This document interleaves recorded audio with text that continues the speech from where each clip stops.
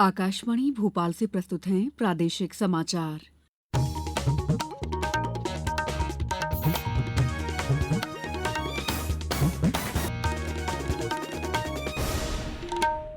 नमस्कार, समाचारों के साथ मैं दीपा सिंह। सबसे पहले मुख्य समाचार। संबल योजना के तहत आज मुख्यमंत्री श्रमिक परिवारों को 505 करोड़ रुपए की अनुग्रह राशि करेंगे वितरित। आज 5वीं और 8वीं की बोर्ड परीक्षाओं का परिणाम होगा घोषित। मध्य प्रदेश और उत्तर प्रदेश के प्रमुख धार्मिक स्थलों को जोड़ने के लिए गंगा नर्मदा पर्यटन का होगा विकास। और रमजान माह के आज अलविदा जुमा पर भोपाल में विशेष तैयारियां। अब समाचार विस्तार से। प्रदेश के श्रमिकों को संबल प्रदान करने मुख्यमंत्री जन कल्याण संबल योजना के तहत आज 23,162 श्रमिक परिवारों को 505 करोड़ रुपए की अनुग्रह राशि वितरित की जाएगी। मुख्यमंत्री डॉ मोहन यादव सिंगल क्लिक के माध्यम से सीधे हितग्राहियों के बैंक खातों में धनराशि अंतरित करेंगे। प्रदेश के विभिन्न स्थानों पर मंत्री और स्थानीय जनप्रतिनिधि भी उपस्थित रहेंगे। योजना में अनुग्रह सहायता योजना के अंतर्गत दुर्घटना में मृत्यु होने पर 4 लाख रुपए और सामान्य मृत्यु होने पर 2 लाख रुपए प्रदान किए जाते हैं। स्थायी अपंगता पर 2 लाख रुपए और आंशिक स्थायी अपंगता पर 1 लाख रुपए और अंत्येष्टि सहायता के रूप में 5,000 रुपए प्रदान किए जाते हैं।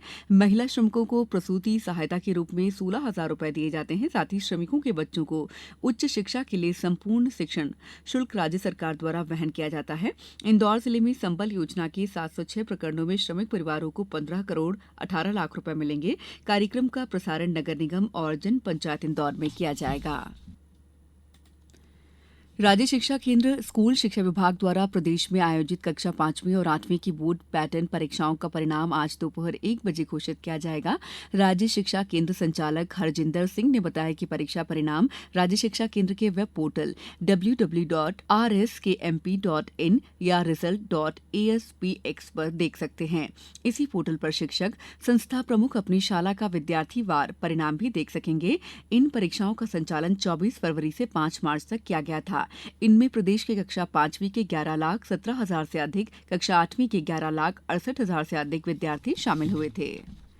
संसद ने केंद्रीय बजट 2025-26 का अनुमोदन कर दिया है। राज्यसभा ने कल वित्त विधेयक 2025 और विनियोग विधेयक चर्चा के बाद लोकसभा को लौटा दिया। इसके साथ ही 2025-26 के लिए बजटीय प्रक्रिया पूरी हो गई है। सदन में हुई चर्चा का जवाब देते हुए वित्त मंत्री निर्मला सीतारमण ने कहा है कि वित्त विधेयक 2025 का उद्देश्य कर निश्चितता लाना, व्यापार में सुगमता को बढ़ावा देना और भारतीय करदाताओं को सम्मान करना है। उन्होंने कहा कि नए आयकर स्लैब सरलीकरण लाए हैं। वित्त मंत्री ने कहा है कि वित्त विधेयक का एक और प्रमुख आकर्षण स्रोत पर कर कटौती, टीडीएस दरों को युक्तिसंगत बनाना है। शिवपुरी जिले में रबी सीजन में इस बार गेहूं के अधिक उत्पादन की उम्मीद जताई जा रही है। जिले में किसानों द्वारा अपने खेतों में गेहूं की कटाई का काम बड़े पैमाने पर शुरू कर दिया गया है। इस बार जिले में 1,50,000 हेक्टेयर क्षेत्र में गेहूं की बोनी हुई है और आने वाले कुछ दिनों में खेती की कटाई का जब काम पूरा हो जाएगा। शिवपुरी जिले में रबी विपणन वर्ष 2025-26 में समर्थन मूल्य पर गेहूं, चना, सरसों उपार्जन के लिए 31 मार्च पंजीयन की तिथि निर्धारित है। पंजीयन का काम इस समय तेजी से चल रहा है। शिवपुरी कृषि विज्ञान केंद्र के वरिष्ठ वैज्ञानिक M.K. भार्गव ने बताया कि इस बार जिले में 1,50,000 हेक्टेयर क्षेत्र में गेहूं की बोनी हुई है। उत्पादन भी बहुत अच्छा, करीब 50 से लेकर 55-60 क्विंटल प्रति हेक्टेयर तक उत्पादन मिलने की संभावना है। इस समय किसान भाइयों जो शासकीय मूल्य है, समर्थन मूल्य जिसको कहते हैं, उस पर शासन की खरीद के लिए पंजीयन कराएं। पंजीयन के लिए भी 31 मार्च की तारीख भी है। तो मैं सभी किसान भाइयों से कहना चाहूँ कि आप गेहूं के जो विक्रय केंद्र है, जहाँ पे आप शासन के द्वारा क्रय किया जाता है, वहाँ विक्रय के लिए ले जाएँ। और गेहूं में अभी कटाई का समय बिल्कुल भरपूर उत्पादन का आ चुका है। आप शीघ्र कटाई से पूर्व पंजीयन जरूर करा लें। सभी किसान भाइयों से मैं अनुरोध करता हूं। ये समाचार आप आकाशवाणी मध्य प्रदेश से सुन रहे हैं। ये समाचार बुलेटिन YouTube पर Madhya Pradesh news All India Radio channel पर और Facebook साथ ही X प्लेटफॉर्म पर AIR न्यूज भोपाल पर सुने जा सकते हैं। इसके अलावा आप हमारी वेबसाइट newsonair.gov.in पर अथवा न्यूज ऑन AIR ऐप पर भी समाचार सुन सकते हैं। ब्रेक के बाद समाचारों में आपका एक बार फिर स्वागत है। प्रदेश सरकार राज्य की प्राकृतिक, आध्यात्मिक और सांस्कृतिक विरासत को उत्तर प्रदेश के प्रमुख धार्मिक स्थलों से जोड़ने की पहल कर रही है। मध्य प्रदेश पर्यटन बोर्ड गंगा नर्मदा पर्यटन गलियारे के विकास पर ध्यान केंद्रित कर रहा है, जिसका उद्देश्य मध्य प्रदेश और उत्तर प्रदेश के बीच पर्यटन सहयोग को बढ़ाना है।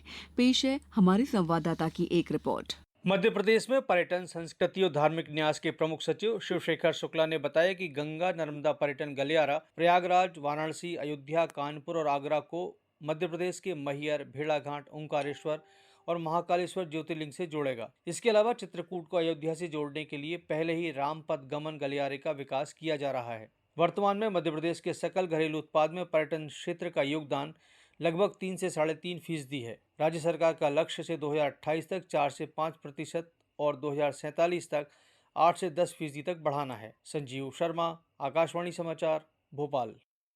विधानसभा भवन के मानसरोवर सभागृह में 2 दिवसीय राज्य स्तरीय विकसित भारत युवा संसद 2025 का कल समापन हुआ। उच्च शिक्षा, तकनीकी शिक्षा और आयुष मंत्री इंदर सिंह परमार ने विकसित राष्ट्रीय भारत युवा संसद 2025 के लिए चयनित ओजस्वी वक्ता विद्यार्थियों को पुरस्कृत कर उन्हें बधाई और शुभकामनाएं दी। श्री परमार ने चयनित तीनों वक्ताओं को राष्ट्रीय स्तर पर ओजस्वी वक्तव्य देने के लिए प्रेरित भी किया। उन्होंने कहा कि विकसित भारत के निर्माण में युवाओं का महत्वपूर्ण योगदान होगा। हार जीत का कि केवल अपने देश को श्रेष्ठतम स्थान दिलाने के लिए हमारे पूर्वजों ने जो काम किया है उसको आगे बढ़ाने का 2047 का भारत है, इसको हमने विकसित भारत कहा है। देश के प्रधानमंत्री श्रीमान नरेंद्र मोदी जी ने एक लक्ष्य निर्धारित करके तब तक भारत कैसा होना चाहिए और उसमें देश के युवाओं की और समाज की भूमिका क्या है। हमारे पूर्वजों ने जो परंपरा में दिया है उस पर गर्व करते हुए पवित्र माह रमजान का आज अलविदा जुमा है, जिसे लेकर भोपाल शहर में विशेष तैयारियां की गई हैं। शहर की मस्जिदों में विशेष नमाज अदा की जाएगी। इससे पहले धर्मगुरु मौजूद लोगों को अपनी तकरीरों के माध्यम से भलाई के रास्ते पर चलने की सीख देंगे। शहर की ताजुल मस्जिद, मोती मस्जिद और जामा मस्जिद में बड़ी संख्या में लोग नमाज अदा करने के लिए पहुंच रहे हैं। मुख्यमंत्री डॉक्टर मोहन यादव ने कहा है कि 30 मार्च को चैत्र प्रतिपदा और गुड़ी पड़वा के शुभ अवसर पर उज्जैन में विक्रमोत्सव के अंतर्गत आयोजित विशेष कार्यक्रम संसदीय कार्य राज्य मंत्री अर्जुन राम मेघवाल की मुख्य आतिथ्य में होंगे। डॉक्टर यादव ने बताया कि विक्रमोत्सव के विशेष कार्यक्रम सहित इसी दिन उज्जैन में आयोजित अन्य सभी कार्यक्रमों में राज्यपाल मंगूभाई पटेल, केंद्रीय महिला एवं बाल विकास राज्य मंत्री सावित्री ठाकुर और अन्य आमंत्रित अतिथिगण भी उपस्थित रहेंगे।